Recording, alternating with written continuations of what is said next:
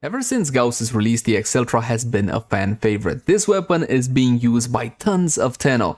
The problem is the ammo nerfs hit the Acceltra quite badly. And today we also got an interesting update on the weapon. Curious? Hey guys, welcome back. As always, my name is Leyzar, and today we're going to be rediving deeper into the Acceltra. We're going to have a new player-friendly oriented setup and an endgame setup as well. That said, keep in mind that my builds and guides usually take a more new player-friendly tone, simply because I want anybody watching to understand how the weapon functions and how it should be built. So in case you're a vet and you already know most of the stuff, you can either skip ahead or have a bit of patience. Now with that out of the way, let's jump into the Acceltra. Let's begin by checking out how the weapon functions without any mods equipped, and for that we're gonna do just a couple of regular free shots. Now normally this section of my guides takes 20-30 seconds, but today we're gonna take our time because you see there's some funny business happening with the Acceltra and I can't fully explain all of it.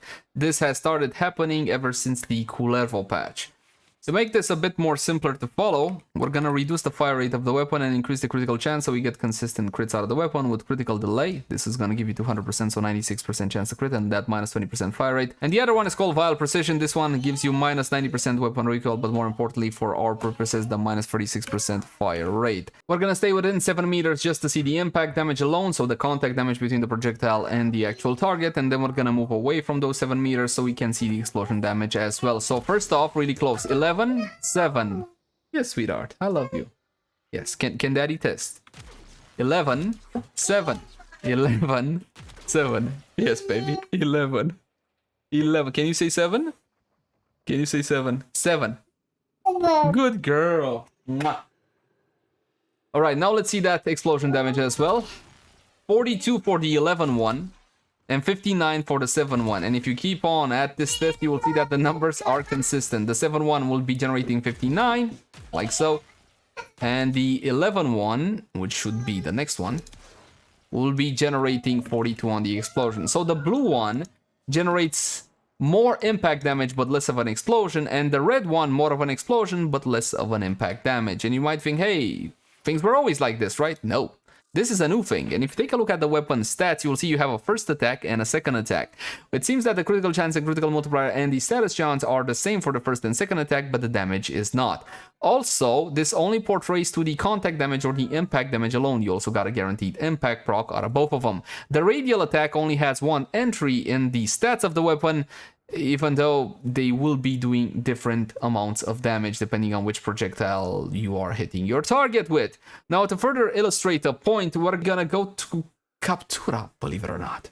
Now, if you take a look at the Acceltra, you will see that it has bomb bay doors on top of it. When these bomb bay doors open, you will see projectiles, yes? And you would think, hey, so that's what fires, right? That's one of the projectile. The other projectile comes from the bomb bay doors or the launch pads, missile silos, whatever you want to call them, underneath the weapon. Allow me to show you exactly how this one pans out. We're just gonna slow down time. This is one of the projectile types, the one that comes from above. Yes, again, it will travel 7 meters, then it will be armed for explosion. And the second one, so that's the blue one, yes, the blue one. The one that deals more contact damage but less explosion damage. And the other one is this one. That usually comes from below, from those launch pads, whatever the hell it is. And you will see that this one, not only does it have a different energy color, but it has an entirely different aspect as well. This one, the orange one, again, does more explosion damage, but less contact damage. Also, weirdly enough, this one has no damage drop-off. Normally, the range of the explosion is 4 meters, and you also have drop-off on it, but the orange explosion, the one that, again, deals more damage, also has no damage drop-off whatsoever. Back to the sim. Yes. I need to work, sweetie. Daddy needs to work. It won't take long, I promise. I promise, my sweetheart. Sweetie? Go with mama. Sweetie, I can't, my headphones, baby. Baby? Leave her. It's okay. Alright. Tell her that she can stay. She can stay if she wants to. Okay. Alright. Now, please don't press that. Okay, so you're gonna be good or not? You're gonna be good. Okay, so Daddy's gonna show the people, hashtag the people, how things work. It's what Daddy does. So we're gonna be testing the explosion, so I'm just gonna be hitting the yes, sweetie. We're just gonna be hitting the ground. 46 on that one, 59 on that one. So as you can see, you got drop off just for the blue one. The red one has no drop off whatsoever. So I can put it over here. I'm still getting 59. The blue one now, if I'm gonna put it close to the target, is gonna have way more than 43 or 46. Here we go, 40. Yeah, essentially that is the general idea of the test. You got damage drop off on the smaller explosion, well, the weaker explosion, not necessarily smaller, and you have no damage drop off on the orange one. And the reason why I wanted to point these out is because I'm not entirely sure what is Digital Extremes doing, because these changes, don't touch that, sweetie. Digital Extreme, I can get your own keyboard. You want your own keyboard? I'll get your own keyboard. Yes, sweetie. Digital Extremes has not documented these changes. I'm not entirely sure what exactly is going on, but you need to be aware of this going forward into the build guide. And you should also be aware of the fact that these specific aspects might change in the future. This might be a mistake, an oversight, some kind of glitch somewhere, and they might correct this. So bear that one in mind. Going forward for the weapon, we're going to be talking about a standard, rudimentary, everyday setup, which is more inclined towards the newer or more casual Tenno. Go to mama. Go to mama. Come on. Damage Serration, multi-shot with split chamber, and vigilante armaments, which is your option mod. If you don't have this one, you can go for something like fire rate, but I do not recommend fire rate on this weapon. One of the huge usability quirks of the Acceltra is the fact that it runs out of ammo really quickly. It wasn't used to be this way. It used to be a pretty solid weapon, but unfortunately, ever since the ammo changes, the Acceltra got hit really hard, and it's very easy nowadays to completely go bone dry on ammo. We're going to be getting a whole lot of slashes from Hunter Munitions, and we're going to be using the 260-60 Vital mods, Rhyme Rounds, and Malignant Force. Your critical chance comes from Critical Delay and Vital Sense. Now, you might argue, dude, if I got guaranteed impact procs on both of the projectiles, why not internal bleeding? Well, first of all, it's going to do nothing for your explosion. Your explosion will not be generating guaranteed impact procs, just the projectiles making contact with a target. So you're already up a creek without a paddle. You're never gonna leverage that 70% chance anyway, because your fire rate will always be above the necessary 2.5 to trigger that one. So do bear that one in mind. Especially considering that critical delay gets you 96% critical chance, Hunter Munitions is definitely the way to go, as it's gonna help the explosion as well. Now, we're going to be testing on level, I think level 120. Corrupted Heavy Goons without the Steel Path modifier is more than plenty considering the mastery rank requirement of the weapon. What you gotta bear in mind is that the weapon also has this guaranteed push away effect. Look at this. Yeah, so it's not a guaranteed impact proc on the explosion, it just pushes the enemies away, which at times can be a little bit annoying, especially if you're trying to get yourself some precise headshots. In terms of damage, tons upon tons of procs in my targets, no problem whatsoever. You can absolutely annihilate even high level normal targets, let's say. Look at that. You got yourself your slashes. Not a whole lot of vital, sadly. That's because the weapon's status chance is not all that fantastic. So an option to further augment the build would be to use a primer and of course drop the vital mods and replace them with even more power. But of course that is not exactly very new player friendly. You see the issue which I outlined earlier. Citrine is very hot, definitely, but I am completely bone dry on ammo. And that's the main problem of the Acceltra. Nothing else other than that. Now you can mitigate that using the XL slot of the weapon. This is why it's configured with a dash polarity. What you can go for is something like primed ammo mutation or the normal version.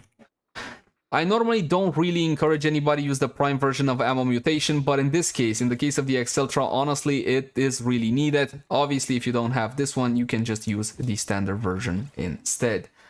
Some more projectile flight speed would have been good, less recoil would have been fantastic, but again, you gotta go some way to fix the ammo. You can use energized munitions on your Warframe or anything of the sort, but again, this is something that I feel you will unlock later down the line. When you have access for mods that you can legitimately make a maxed out setup, something like this. And instead of the Riven, because yes, I can already hear you, dude, I don't have a Riven, you might opt to go for something like Galvanized Aptitude. What you gotta bear in mind is that about 60% of the weapon's damage comes from the explosion, and while you will be getting the status chance benefit from Galvanized Aptitude, you're not going to get the damage benefit on the actual explosion, so Galvanized Aptitude isn't something I would call ideal. Again, we're not going to be taking into account fire rate. Even with Prime Rifle Ammo Mutation fully maxed out and equipped, you will still run out of ammo eventually on the weapon. So instead of that, a good option would be to go for plain old flat damage. Or, of course, if you don't like the faction mod approach, something like Prime Bane of the Corrupted, definitely I don't blame you. You can go for flat damage like so.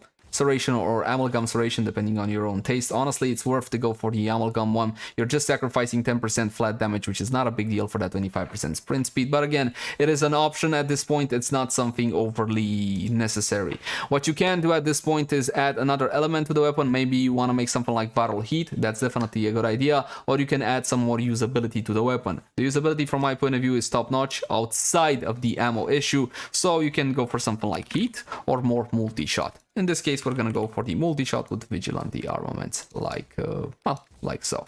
We're gonna be testing out the weapon like this. Did I point out the Arcane? Primary Merciless, this is the safe route to the Acceltra. We're gonna spawn the same targets as before, only this time we're gonna be enabling the Steel Path modifiers. Now, please pay close attention to my ammo. This is a galvanized setup, so I'm gonna have to get a couple of kills in order for the weapon to be in full swing, but while the damage itself could be good, the push-away effect works against the weapon, as per usual, and if you take a look at my ammo, it's going down really quickly. I'm not even gonna get to the point where I can legitimately fully build the stacks. Last magazine with prime ammo mutation, yes? I'm gonna run around from the targets I killed. Did I pick up any ammo? Oh, I did pick up a little bit of ammo.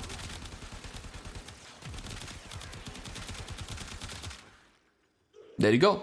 Plenty of slash procs on the target, but once again, vital procs are essentially nowhere to be found, almost. Look at that, the single vital procs and 15/10 impacts and 2 punctures. Essentially, this is how hard this weapon is gimped.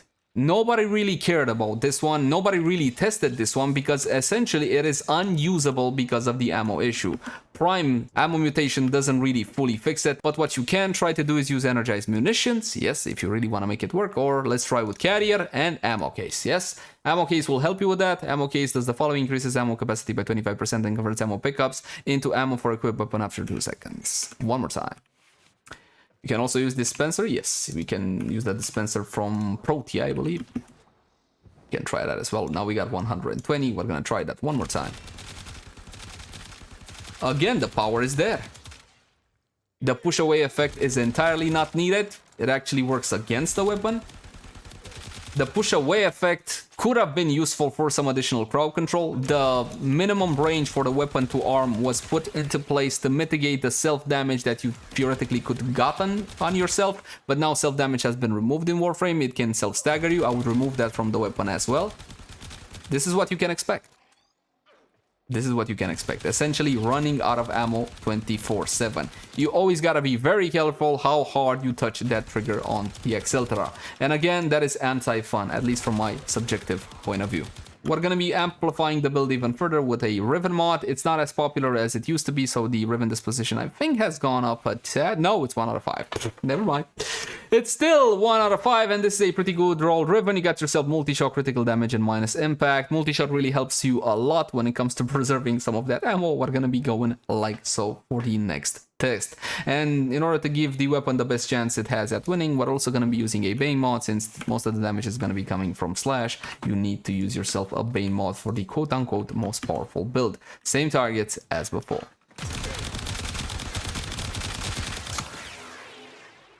Ah, yes. Now we're cooking with gas. You gotta make sure to pick up ammo, otherwise I'm done.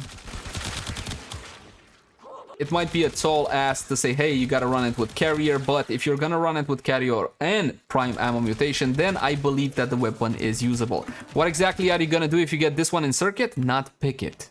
That's what you're gonna do. Prime ammo mutation, not prime ammo mutation, you're not gonna pick this one because it's essentially suicide. You're gonna run out of ammo in the first half of the first exterminate. Essentially. The performance is there, the usability, however, is very bad at the current time. What else can I do? Let's pump up the level to 165. Yes, this is the maximum I can currently spawn. I love the fact that now we have the Steel Path modifier here. I just don't understand why we can't spawn whatever level we want. Look at the damage. Pretty good.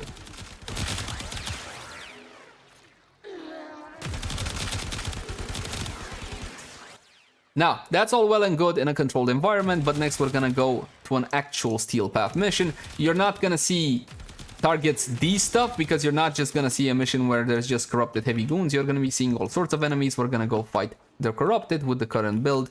And you know what? Yeah, with citrine, why not? How much is needed to fix this gun ammo problems? Yes, I mean a lot. A lot. And again, I know that when I go to the argument that, hey, listen, you need to use ammo case, so therefore carrier, and you need to use prime ammo mutation, a lot of users are just gonna be like, no, thank you, I'm good, thanks, bye. You can't really blame them either. Welcome to the void, my friends. Now, this is a survival because I wanted a decent enemy density. I want them to die and for them to drop that yummy ammo. And of course, we're also going to be using citrine and all that she is capable of, at least at the start, just to make sure that I'm not going to be running out of ammo like immediately. As you can see, the weapon performance is actually pretty good, so as long as you manage to keep your ammo up, you should be all good to melt normal level steel path. Eventually the weapon does drop off, has level 4000. If my math is correct, you should see some huge issues when it comes to the heavy duty targets. But for the time being, it does work. If again you are willing to make some compromises, as in go in carrier and use prime ammo mutation as well. This is the level of the performance of the weapon. As you can see, my ammo still is at a decent level as long as I keep killing, and I can keep killing without any problem whatsoever. Currently, I'm gonna pick up that ammo, no problem whatsoever. Now I can keep on killing these, I wanna say fodder enemies mostly, but I know you wanna see what happens when you fight an acolyte. Normally when you fight acolytes, the ideal build would be something a bit more catered into flat damage because the status cap that the acolytes have, that makes things a bit more, well, a bit more interesting when you fight those. But nonetheless, we should see what the weapon can do. Primary Merciless 100% ammo capacity thing was removed when they did the ammo nerf. Because yeah, you could have used Acceltra with Merciless and you would have been good to go. Unfortunately, that is not the case anymore. That was removed. We got a flash, Acolyte is coming. Now I'm a citrine, so what I can do is use my free to increase the damage on the Acolyte and use my 4 to crowd control him and apply crits. I'm not gonna do that because I believe that is not indicative of the weapon's power. I'm just gonna keep my 2 up so I can survive fighting whatever. Torment! Wait, are you the bubble guy? Somebody needs to tell me who's the bubble guy. I don't know, are you here somewhere? Nope. There is Torment. Gotta keep within 7 meters or more than 7 meters away from him so we actually get the explosion. You can see the damage over time on Torment over there. There we go, that's it. Honestly, the weapon performed pretty goddamn well, I gotta say, especially considering that most of the damage should be coming from slash and vital. So the weapon is good. As long as you can keep up the ammo, you get to enjoy yourself. This is, by all intents and purposes, pretty enjoyable. Are there better weapons out there? You gotta be kidding, right? Of course there are better weapons out there. My gripe with the Acceltra is that recently we got an amazing Gauss Deluxe skin, this being Gauss's signature weapon. It's called the Kresnik. Unfortunately though, the weapon currently simply is gimped by the lack of ammo efficiency. It didn't need the nerf it had. Hopefully the developer sees reason and reverts the ammo changes they did to the Acceltra. If you enjoy Citrine and you too want to try out this fantastic Warframe, I highly encourage you do so. She is, in my opinion, the most powerful support frame in Warframe right now. She has a much more active gameplay style. She's extremely impactful to the team. You gotta try out Citrine. I got a full and detailed build guide for you fantastic peoples. Look at the cards right now. And that's pretty much gonna do it. Thank you guys so much for watching. Like, favorite, share, and subscribe if you enjoyed the content. If you got any feedback for me, I would love to read that in the comment section down below. Also, if you love tech stuff, you gotta subscribe to my brand new channel, TechSar. Okay, granted, you don't have to, but you definitely should because we do techie things, and I know you love the techie things. You're gonna find a link in the description down below. I'll catch you guys in the next one. Bye. Alright guys, I'm gonna get off. Thank you so much for tuning in. I hope you had a good time. I'm gonna make the intro for this one, then I'm gonna get to video editing, and hopefully this one will be ready by either tomorrow or the day after. Again, the weapon is pretty good as long as you manage to keep up your ammo. That's realistically its only issue. Outside of that, you can't really fault the Acceltra. Good night, everybody. See you tomorrow.